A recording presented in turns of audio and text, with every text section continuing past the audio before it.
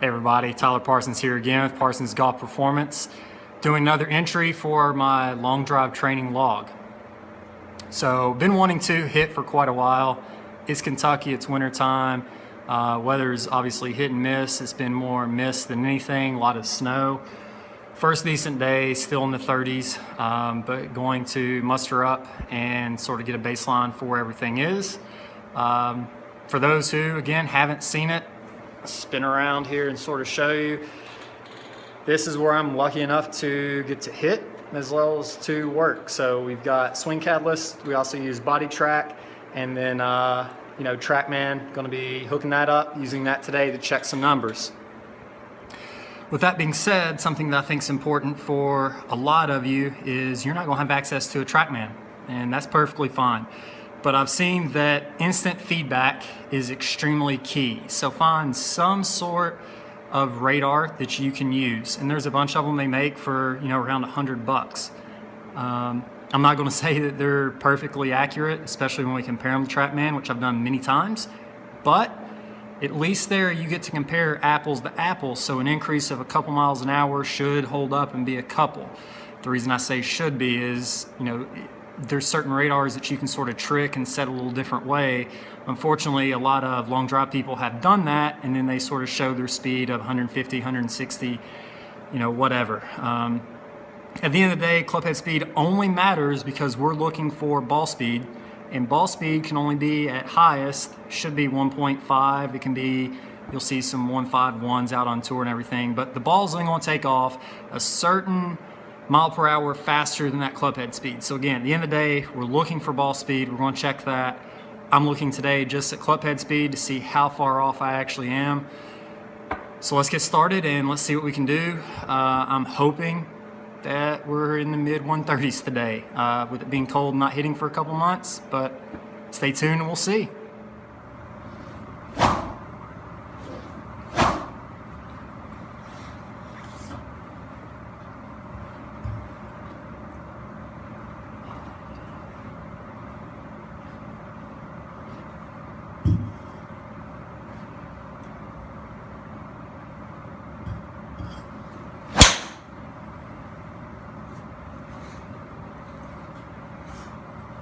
So these first few, I've already warmed up, but I haven't actually hit to warm up.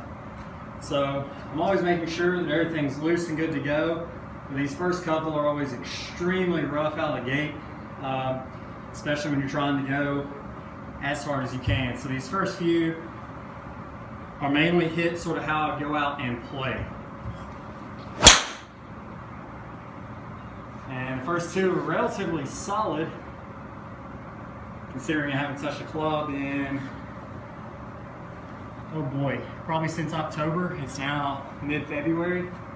So, not expecting a lot for today again, but just sort of showing you how I get back into it.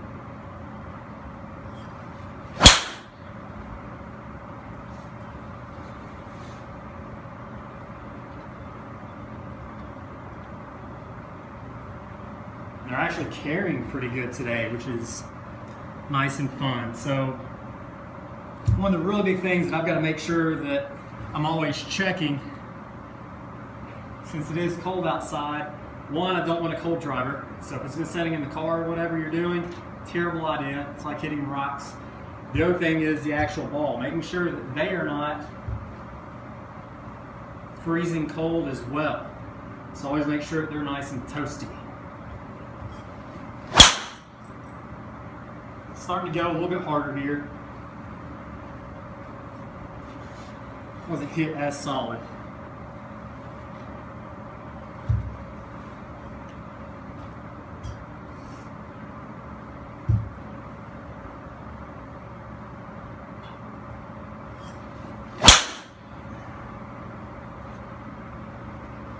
That one's getting way closer to how I want it to feel. So, one of the fun things, and everybody's hit one that they've hit really solid. I mean, it feels great. There's no better feeling coming off the club. Whenever I hit one good, I can really feel the ball compress and it feels like a marshmallow. So Yes, I can feel it on the club, but there's really no feel or anything there, and those are the ones that I know are just going to be monsters. So we're looking to hit those all the time.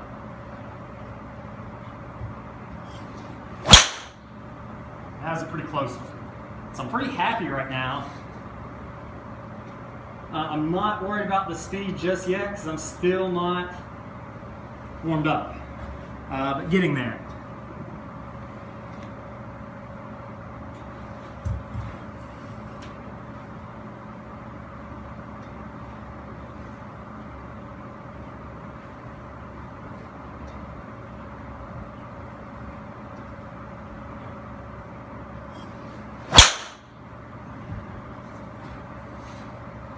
Little toey.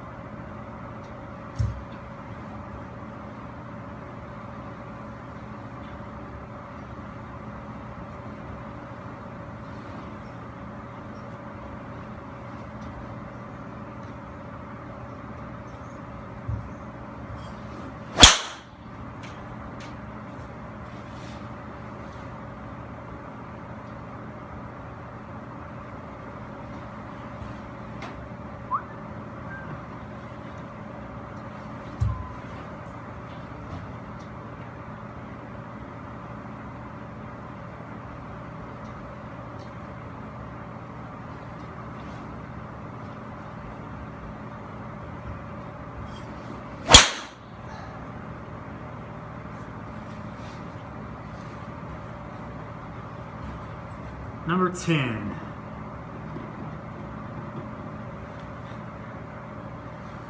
So I'm always trying to keep up with the number of balls I'm hitting. One of the really big things is I want to try to build up the stamina and endurance, because at events we have to continuously stay loose to go up there and hit our 6 balls and then back down for, it can be, depending on how far in the round we are, 15 to 45 minutes before we hit again. So really just trying to build up to where everything can work the way we want it to work without getting stiff.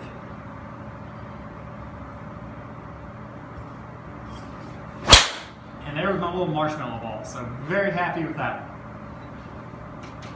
We'll cut though. All right, so been hitting. I like to take quick little breaks just to, again, try to get a little bit stiff. That way I've got to work through it. But here's the range, okay? Just like any other range. But I'm gonna zoom in, and do you see the clock right in the middle? All right, that clock is 393 away. So at the far end, we have mats. Hardly ever on mats, obviously, unless weather's terrible. At least in the mid-season when I like to hit. But the mats are at 375.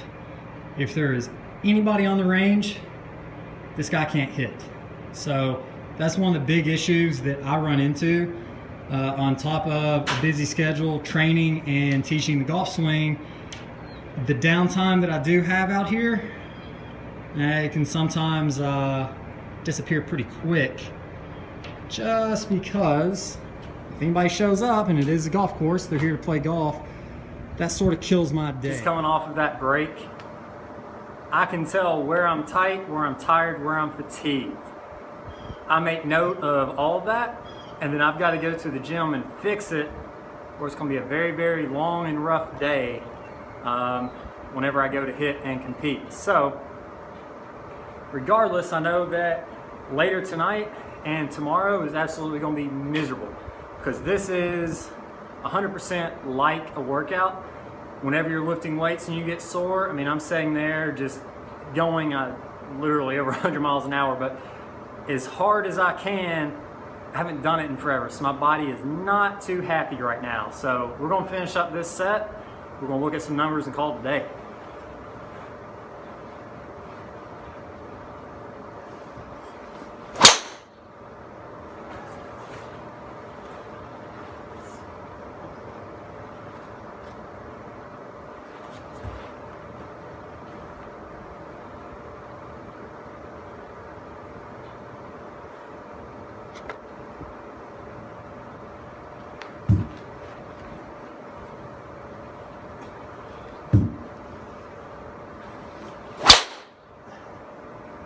Marshmallow. The marshmallows definitely tend to have higher ball speeds. They're compressed. That's what we're looking for. Good launch, low spin, high ball speed. It's called you win. Or I hope I win.